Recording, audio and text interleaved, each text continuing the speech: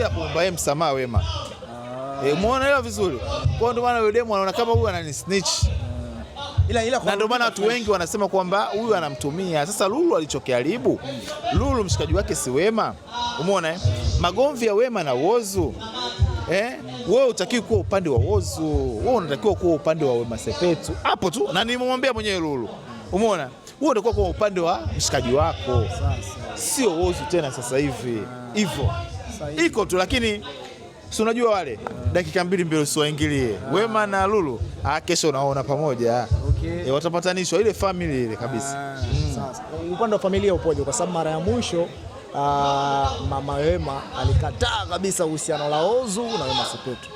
Na haya mambo yanavyoendelea, ushoga, unafiki na nini, sio kwamba labda kwa mama imezidi kuwa kesi ngumu. Ni kesi ngumu pia kama mzazi unajua moja ya kitu ambacho nakumbuka mama Wema Diamond alikuwa anataka kumuaga Wema zamani sana. Mama Wema akawa hataki Wema aolewe na Diamond, akawa anasema sitaki wanaume ambao wanavaa mlegezo. Nakumbuka hiyo kauli ya zamani kidogo. Sitaki wanaume ambao wanavaa mlegezo uniletee ndani kwangu. Lakini sasa hivi Diamond huyo hapo, mtu mwenye heshima yake nchini na nje ya nchi. Kwa hiyo Whozu angetuliza akili. Hamna mzazi ambaye anaona mwanae anaenda pabaya. Kila mzazi anatamani mwanae akae astirike sehemu nzuri, hata mwenyewe ajivunie kweli na mwanangu. Wema Sepetu sio kuolewa na mtu wa kawaida. Wema Sepetu anapate huko mawapi wapopo wa nini watu ambao wana grade ambayo ina hadhi yake. Kwa hiyo Whozu angetuliza akili. Kama sasa sehemu ndogo sana. Angetuliza akili. Bado akili ya kitoto. Ndio maana anaonekana Whozu anamtumia Wema Sepetu ili mambo yake yaende. Sio hayupo kwa ajili ya mapenzi. Ndio. Sasa watu wanauliza kwa nini Wema Sepetu asitulie akapata hadhi yake? Kwa nini Wema amekuwa mtu fulani hivi ambaye kama amekuwa anaonelea huruma wanaume ambao wanamfuata? Unajua watu hawajui. Watu wanaweza kusema kwamba Wema kwa nini apati mtu tajiri akaolewa naye akatulia.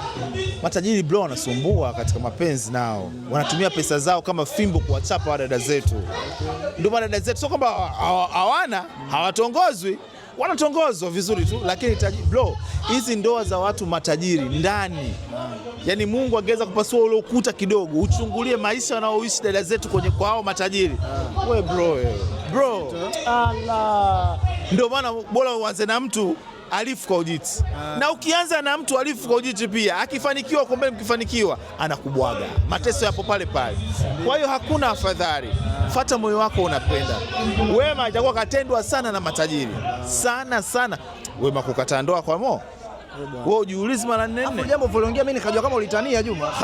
Si nimepostia di clip ambayo mama mwenyewe kazungumza kwenye kipindi chake. Wema si cook by Wema. Kazungumza.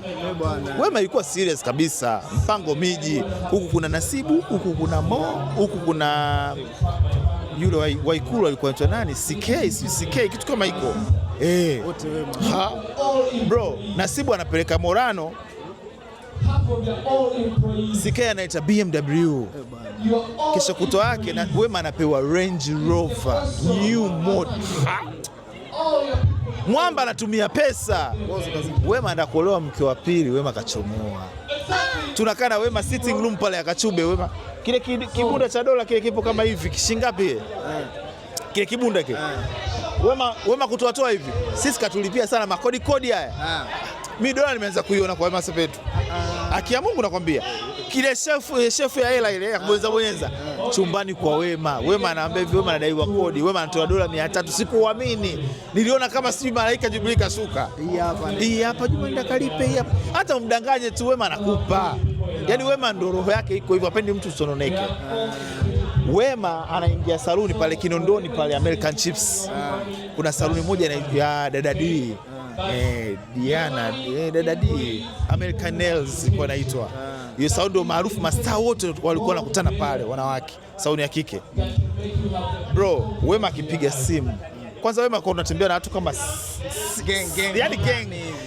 Watu 12, 10 sio shida zake. Abebi chochote akapiga simu Dada D. Nakuja saluni hata kama kuna wateja watu wanarudishwa hela. Wema anaingia. Wema kaishi kistaa. Kuna mpumbavu wote anaweza kuishi kistaa kama Wema. Wema kaishi inchi, kaila inchi Wema. Mwacheni apumzike sasa hivi. Mwacheni apumzike. Haya mapya. Mzazi mzazi kwa age ambayo kafikia Wema, ni age ambayo ana struggle kupata yule mwanaume aliye sahihi.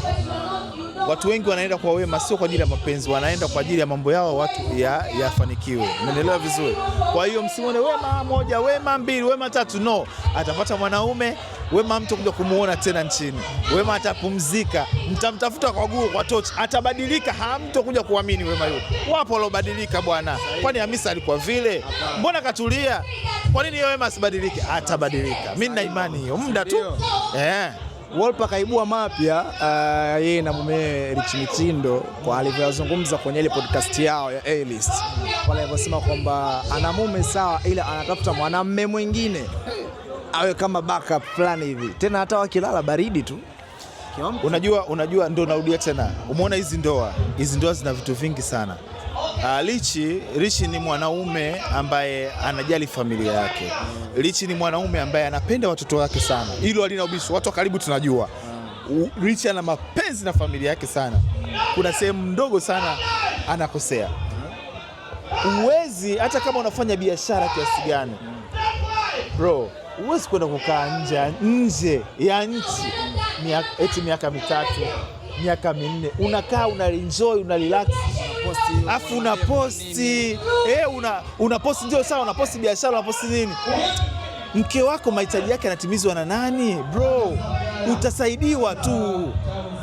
Mpaka mwanamke anaongea vile, wewe mwanaume inabidi uzinduke, kwamba hawezi kukwambia front kwamba mume wangu rudi na kuhitaji, nimekabwa na hamna wewe, hawezi kukwambia.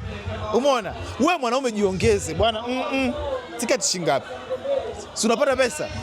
Kata tiketi yako, rudi, kaa wiki zako 2 au wiki yako 1. Kaa zako wiki 2, rudi. Hiyo ndio taratibu. Wewe unakaa miaka 3, 4, unabadilisha mabwanga tu na mabegi. Sasa unategemea nini? Unarudi na mabegi. Bro, rudi na mkongo. Rudi na mkongo. Kaza.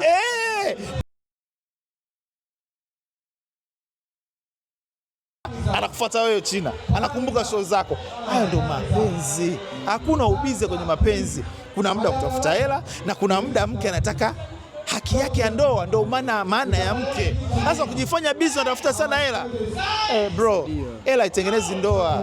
Upendo unatengeneza ndoa.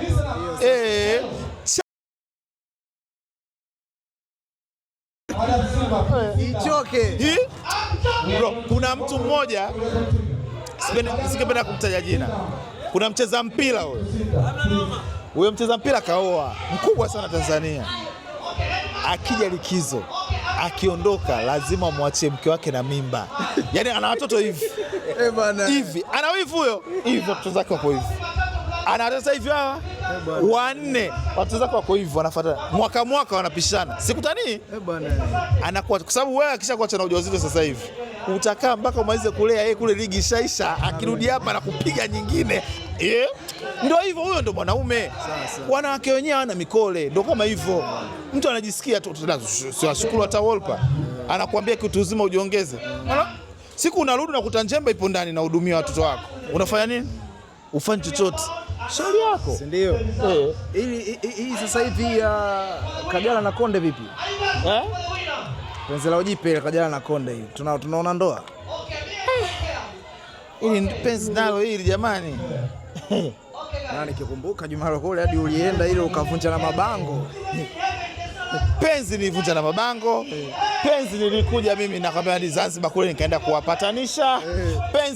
Penzi lina misukosuko sasa kwa hiyo. Ila wanaongea vizuri sasa hivi. Okay. Penzi lipo katika njia kwa sababu Konde anataka kuoa. Yaani achukue mazima, lakini kuna vipingamizi fulani hivyo hapa katikati. Navyo pia binadamu, siwezi kuongea sababu ni mambo ya familia. Vina itakuwa dini nini au? Ndio dini. Wewe Konde unamwona katika kuacha kubadilisha dini. Yule abadilisha yule. Konde kwenye takutaka lake. Mbona anaweza taka kuwa pastor? Wewe unamjua yule baba. Wewe muda wote yule kinyonga yule. Akitaka lake ashindwe. Kwa hiyo tuvumilie, hebu tusubiri kwanza mpaka mwezi wa pili, alafu enjoy. Saizi kuongea ni mapema sana, maana mimi naumbukaga sana. Hebu nipeni kama mwezi huu uishe kwanza. Sawa. By the way, Juma Lokole, nikuruhusu kwenye ile jambo la back to school. Umevaa kama mwanafunzi hapa, nataka kufahamu tukio gani ambalo baada ya kuvaa uniform ukasema shalifanyaga shule ili enzi zangu hizi. Umbea tu kama tangu zamani. Mimi umbea nimeanza mdogo mkubwa. Tangia primary nagombanisha walimu. Mimi nimegombanisha walimu primary, nimegombanisha walimu secondary. Uanza nupea nivamia. Mimi ni shankupe toka primary. Kwa hiyo kazi sijavamia. Mimi nishasutwa kabisa na walimu wa sekondari. Sutwa kabisa. Ofisini nimeitwa. Pigisha shote. Si unajua walimu kuna mwalimu mmoja anakuwa mkali, mmoja mpole darasani. Sasa ile mpole ndio unajipendekeza kwake. Yule mkali akiona unajipendekeza kwa mpole, naye anakumind. Kwa hiyo inabidi ubalance kuna huko. Unampeleka maneno. Yule nilikaa naye kakwambia hivi na hivi. Sasa unawajaza. Siku ile nilikutana nilikula bakula za mgongo wewe. Achana na mimi. Mpaka leo. Achana na mimi. Nimekoma kwenye kazi. Kwa kupigisha shoti wasadi, sio shida zangu. Si ndio? Zuchu asharudisha zile alizotoa katika bio yake zile sijui na WCB na nini, asharudisha zile nini? Fanya nini? Maana si alitoa hapa katikati baada ya mambo ya Rita alitoa zile sisi ndio sisi unajua sisi wa Mbeya tuna kasumba moja. Mbona zile zilitoa muda? Kumbe zile zilitoa muda mrefu. Na sio kama tunajua toka kipindi kile vugumaga na Diamond. Mitandaoni sio toka ugomvi wangu na Zuchu. Alitoaga kile Wasafi. Akaandikaga barua kubwa. Alifutaga. Hakumbe kuwekaga tena. Akurudishaga tena. Na ni ruksa. Sio lazima. Sio lazima. Ndio. Leo tunataka kumalizana na watu wako Juma Lokole kwenye app kule. Jamani, nawakaribisha kwenye app. Mambo ni makubwa, mambo ni mazito. Yaani watulie kesho waje kwenye app. Ndio. Waendelee kulipia tu. Bwana. Umwamini chochote Mario. Mario namkubali. Msanii wangu. Msanii wangu pia ni shemeji yangu, kwa hiyo anafanya vizuri. Kiukweli Mario anafanya vizuri. Nyimbo zake zote nzuri. Asante.